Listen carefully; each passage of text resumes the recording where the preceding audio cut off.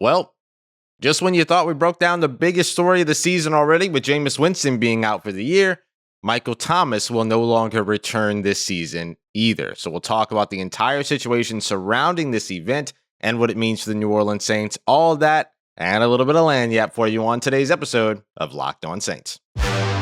You are Locked On Saints, your daily New Orleans Saints podcast, part of the Locked On Podcast Network, your team every day.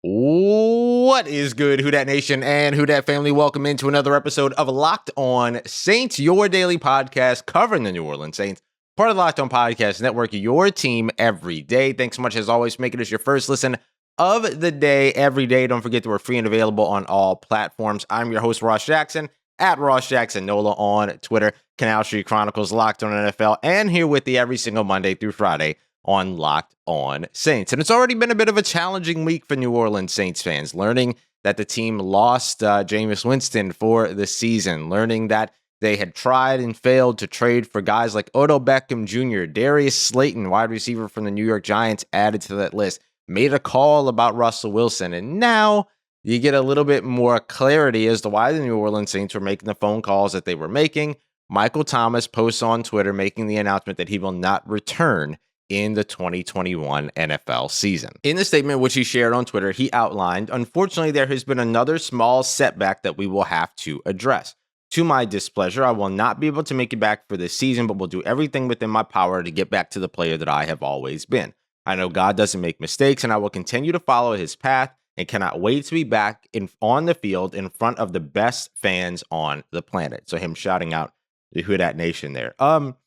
Look, this is a tough situation and a terrible situation for Michael Thomas. This is a tough situation and a terrible situation for the New Orleans Saints and for New Orleans Saints fans. The entire season, what have we been saying?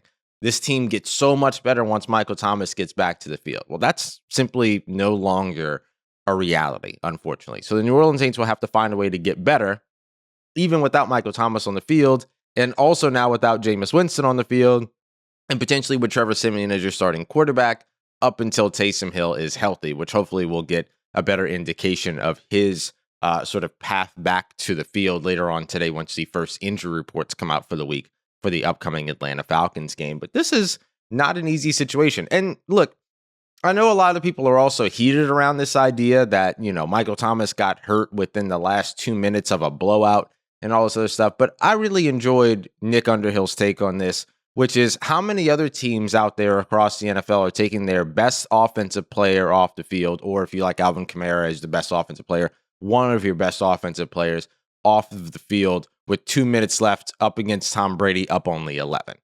The answer is no other team is doing that. So yes, this happened in an unfortunate situation, in unfortunate circumstances. The New Orleans Saints were trying to extend their lead up against arguably the person that everybody says is the greatest quarterback of all time. So which is it? Is he the greatest quarterback of all time, or is he not? Should you be padding your lead against him, or is he done after an 11-point lead? I think we know the answer to that question. But, regardless, it's the New Orleans Saints, so people are going to have their opinions about it. But the way that it falls down to me as I look at this is that Michael Thomas is a human being. It's that simple. And this stinks for him. This sucks for him. This sucks for him. It sucks for the New Orleans Saints, and it sucks for the New Orleans Saints fan base. Ideally, Michael Thomas is able to get back out on the field wearing a fleur-de-lis, wearing the black and gold next season in 2022, and he's able to get back to some semblance of the player that he once was. But he has not taken a full-on healthy snap on a football field since week 1 of the 2020 season. And that's, of course, concerning. So the New Orleans Saints should still very much see wide receiver as the biggest need that they have going into and coming out of this upcoming offseason, because this can't be a situation where the New Orleans Saints sit around and say, okay, we're going to wait and then we'll have Michael Thomas and then everything's going to be better in 2022.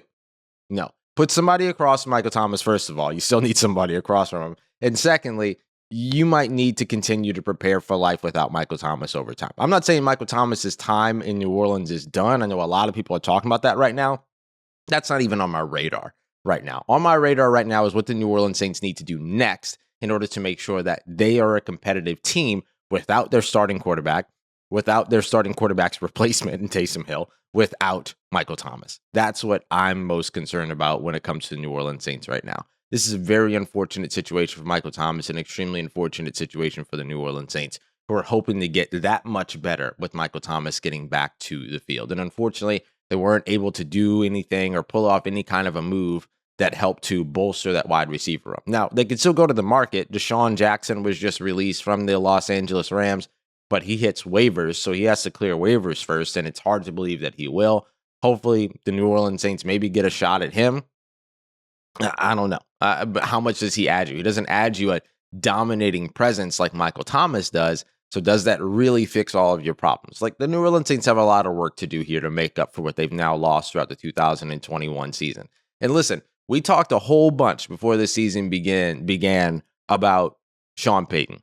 Sean Payton was going to have to go out there and prove that he could do it without Drew Brees. That's what everybody was saying. Well, now he's proven that he could do it without Drew Brees. He's proven he could do it without Drew Brees' replacement. He's proven he could do it without Drew Brees' replacement, and he's proven that he can do it without Michael Thomas. And instead, he's going to be doing it with Marquez Callaway, with Ty Montgomery, with Traquan Smith, Kenny Stills, Deontay Harris. They can't even elevate Kevin White anymore. They would have to assign him to the active roster at this point. So look, if this ends up still being a double-digit win team for the New Orleans Saints, and they still continue to throw the ball 30 times in the midst of doing that. Oh, and of course, they'll have Alvin Kamara, who they can rely on in the passing game, of course, as well. But if this ends up still being a 10-win team that loves to throw the football, give Coach Sean Payton the Coach of the Year awards for the next 5 years. Couldn't care less. Look, this is a really, really terrible situation for Michael Thomas, for this organization, and for all of you that are New Orleans Saints fans, for all of us that cover the team. I mean, watching Michael Thomas play is something special. And unfortunately, we won't be able to do that until at the absolute earliest, the beginning of the 2022 NFL season. But we'll have to see how the offseason plays out, all of this other stuff. So, look, we'll continue to cover it all. Next, we're going to take a look at what the New Orleans Saints do next, right? What have they done so far without Michael Thomas? What can they continue to do? And how does it all change now that you also don't have Jameis Winston under center? So we're going to talk about that and much more as we continue on with today's episode of Locked On Saints. But first, I want to tell you about our friends over at GetUpside.com. The New Orleans Saints are looking for good news. I've got some good news for you. No more having to drive around to try to find the gas station that's 5, 3, 2 cents cheaper than the other one. You ain't got to worry about any of that anymore. You download the GetUpside app. It's a free app. You can download it on your App Store, Google Play, whatever it is that you use. And then all you have to do is head over to a participating gas station, and bam, as you fill up, you're getting 25 cents back per gallon with every single time that you fill up. There's no catch. There's nothing fishy. I don't have any, fine print to read you. Nothing like that. It's the Get Upside app. It's that simple. It's free. Download it now. Save 25 cents per gallon every time that you fill up. There's folks that are getting $200, $300 back per month. You can get that money back directly to your bank account. You can get it in an Amazon gift card. You can get it on a bunch of other brands as well. PayPal. There's a whole bunch of different ways that you can go about it. And I'll tell you what, if you download the free app and use the promo code Touchdown, they're going to give you a 25 cents bonus on your first fill up to give you 50 cents back per gallon on your very first fill up, 25 cents per gallon after that. No need to waste any time here. Grab your phone right now, look it up, download it. It's the Get Upside app. All right, Who Dat Nation, continuing on with today's episode of Locked On Saints. Thanks as always for making this your first listen of the day. Very, very much appreciate it. And thanks again to all of you for the well wishes and everything with the whole situation last weekend. I really appreciate it. But we're here with you again, getting all caught up. This will be our third episode of the week. Still going to make sure you get 5 up tomorrow. We'll have our crossover Thursday with Aaron Freeman, and then Friday we'll do our keys to victory. And then we push our WWL Wednesday to Friday as well. So we have a lot of good stuff coming up for you here throughout the week. We also got a lot of good stuff coming up for you on today's episode. So let's focus now on what the New Orleans Saints do next. No Jameis Winston, no Michael Thomas. We'll see what happens with Taysom Hill. But what is it that the New Orleans Saints did last week that they could replicate going into the next few weeks? Well, here's the thing. The New Orleans Saints only changed their game plan a tiny little bit when Trevor Siemian came in at quarterback. And it wasn't that they changed anything massively. Remember, Jameis Winston had only been throwing 30, 35 passes per game at the absolute most.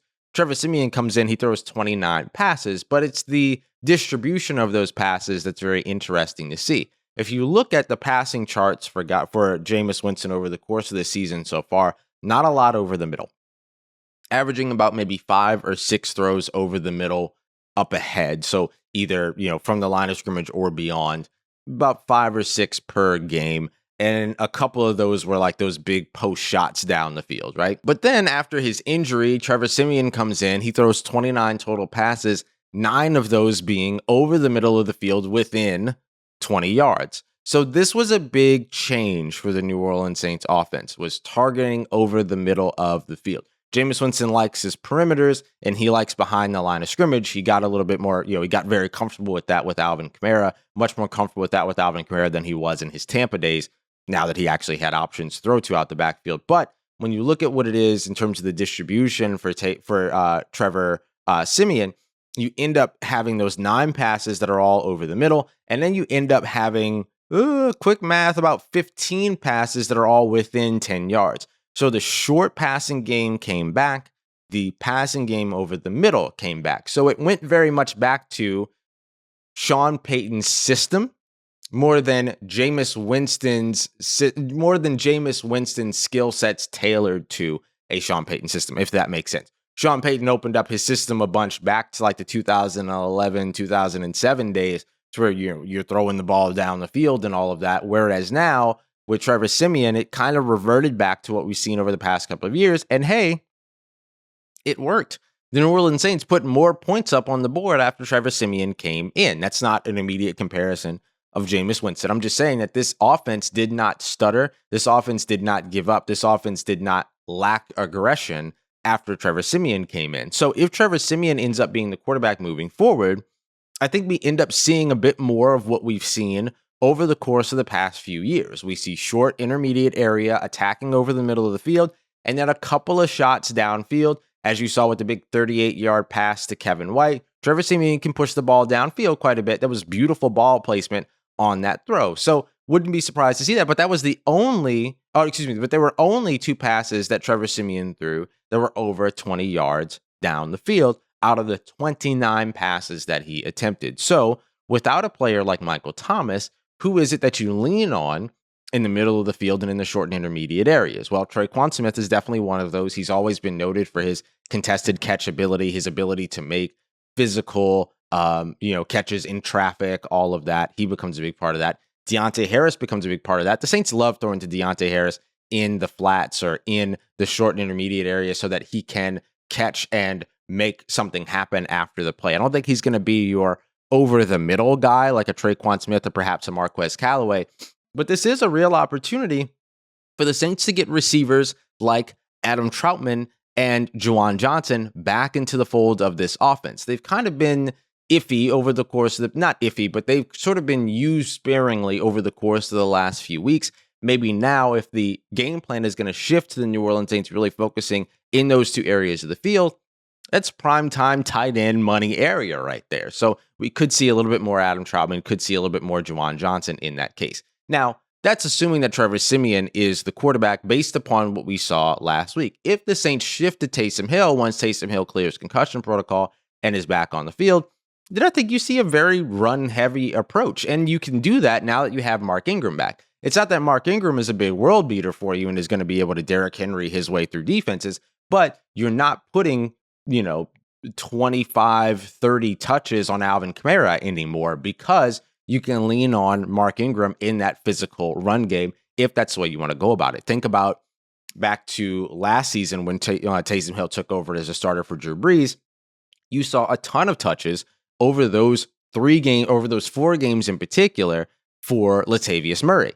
That was not by accident. That was by design. That was to make sure that you ended up getting some involvement in that run game and that you didn't overwhelm Alvin Kamara. Now, Alvin Kamara, Taysom Hill, if Taysom Hill comes in and is the quarterback, he's going to have to throw the ball to Alvin Kamara. They've got to get that part figured out. But again, they've had time to work on that over the course of the entire offseason, over the course of training camp, over the course of the preseason, where we did see him target Alvin Kamara. I know everybody likes to point back to 2020, but there have been newer throws, more recent throws since then. So let's not just put everything back on what we saw over the course of the 4 games of Taysom Hill as an emergency quarterback, at least when it comes to targeting Alvin Kamara. Pushing the ball downfield, that's a different conversation, but we'll see how all of that goes. But that's the way the New Orleans Saints adjusted without Michael Thomas, obviously, who hasn't been there throughout the season and now will not be back for the rest of the season. That's how they adjusted without Jameis Winston. That's what you can look forward to seeing over the course of at least the next few weeks while the New Orleans Saints try to figure out what this quarterback situation is going to be, and even try to figure out more so what the wide receiver situation is going to be. Again, the trade deadline is passed. The Saints were active. They tried to get some stuff done, weren't able to get anything finished, so they have to rely on who's on the team right now and who's on the open market. And with the slim pickings available when it comes to trying something new at wide receiver, what is it that will help the New Orleans Saints in the passing game? Well, there's one easy answer. We'll talk about it coming up next as we continue on and wrap up today's episode of Locked On Saints. But first, want to talk about our friends over at betonline.ag. They have all the odds, props, bets that you want to get in on, everything that you need.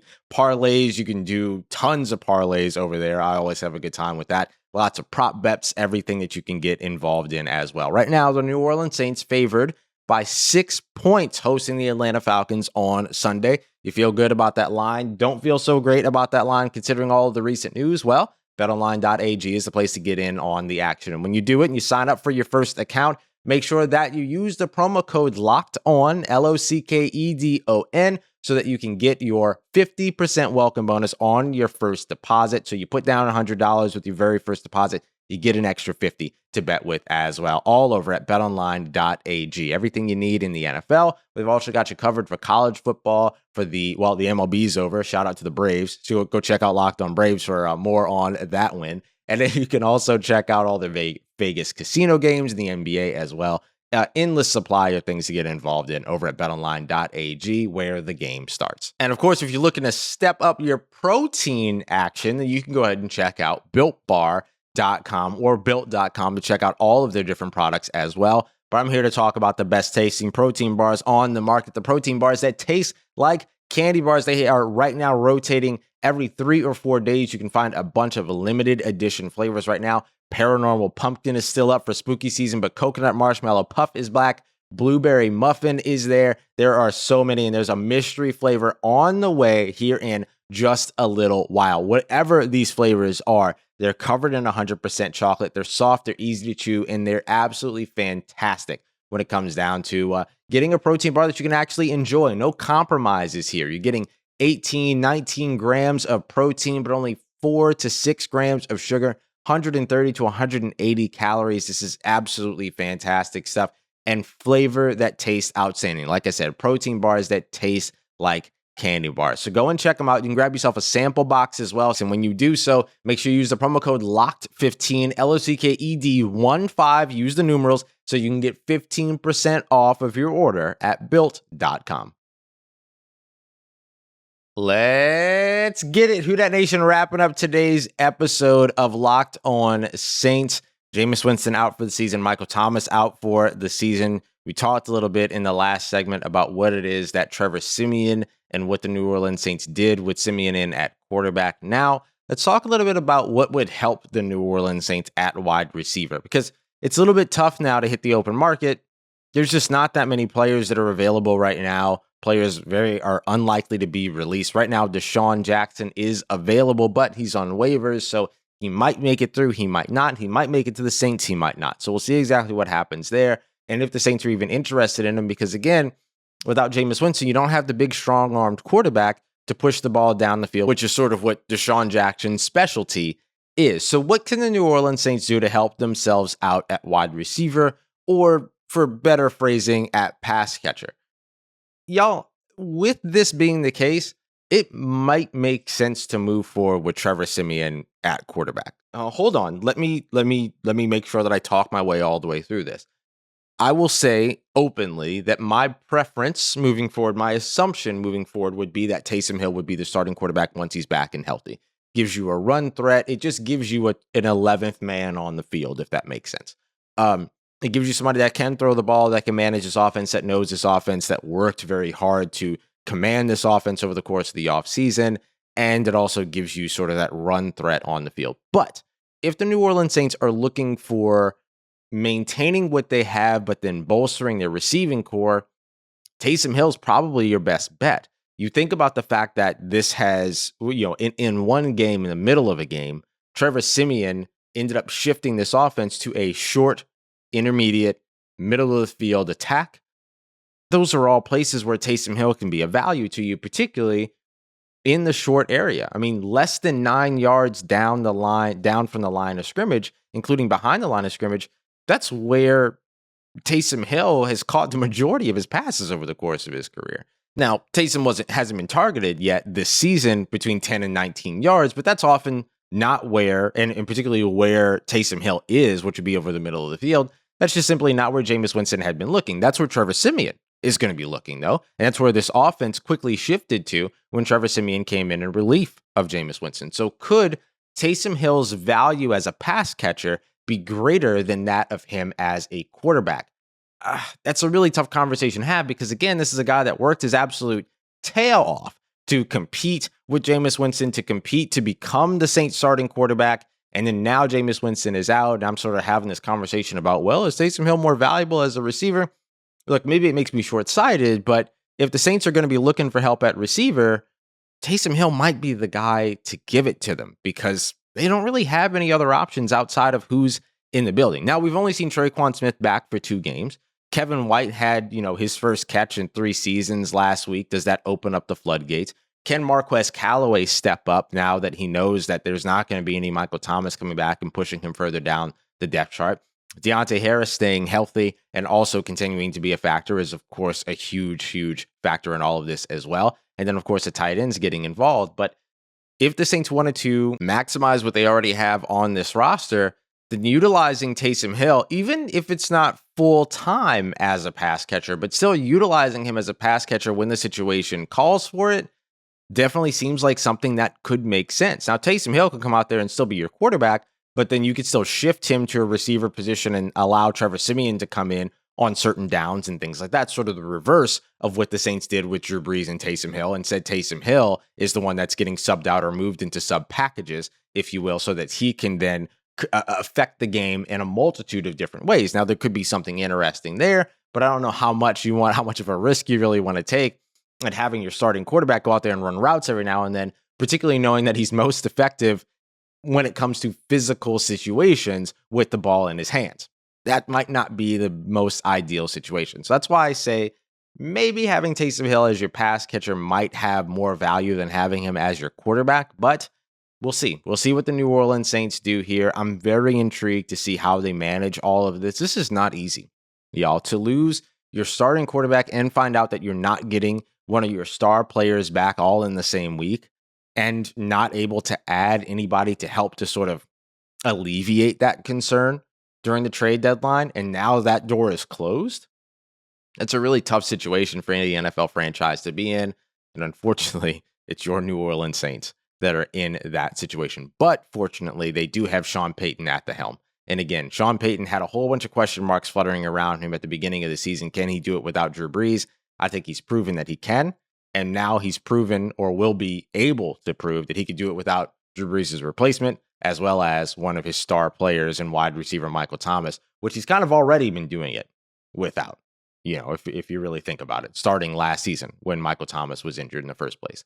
So we'll see exactly what it is that Sean Payton pulls out of the hat here. I'm very excited to see where they go. We'll continue to keep you up to date on all of it here on Locked On Saints. It was a little bit of a different Film Watch Wednesday this time around. We kind of stuck with the quarterbacks and where the New Orleans Saints had been targeting and how it is that they ended up going after the Tampa Bay Buccaneers. But it gives us a little bit of insight into what we might be seeing moving forward here, particularly with this situation continuing to evolve. So we'll keep you up to date on this situation, as well as everything going on around your New Orleans Saints. Thank you so much, as always, for your support and for making us your first listen of the day. For your second listen of the day, make sure you go and check out the Peacock and Williamson NFL show. NFL analyst Brian Peacock, former NFL scout Matt Williamson give you everything you need around the NFL in less than 30 minutes. Tomorrow, we'll be back with Aaron Freeman for Crossover Thursday, and then we'll get the keys to victory, and we'll welcome in one of our friends from WWL to break down the New Orleans Saints up against the Atlanta Falcons on Friday. Lots of good stuff coming your way here throughout the week. Potential bonus episodes, too, because I just have no idea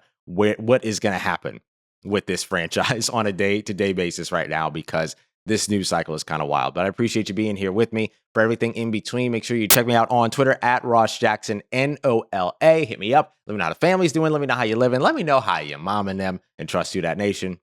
I'll holla at you.